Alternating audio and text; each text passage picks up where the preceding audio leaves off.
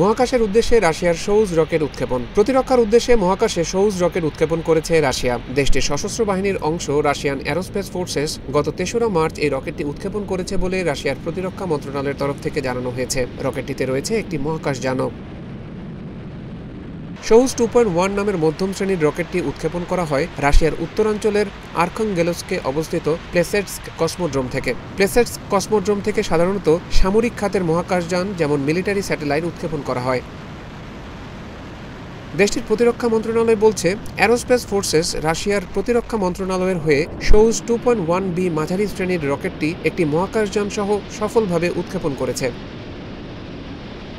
উল্লেখ্য, রাশিয়ার রসকসমস মহাকাশ সংস্থা বৈজ্ঞানিক ও অনুসন্ধানমূলক কাজে সোয়ুজ রকেটকে মহাকাশে পাঠিয়ে থাকে। আন্তর্জাতিক মহাকাশ স্টেশনে সরঞ্জাম ও নভোচারী বহনের কাজে ব্যবহৃত হয় সোয়ুজ রকেট। ইউরোপিয়ান স্পেস এজেন্সির দেওয়া তথ্য মতে এখন পর্যন্ত প্রায় ১৭০০ সোয়ুজ মহাকাশযান উৎক্ষেপণ করেছে রাশিয়া।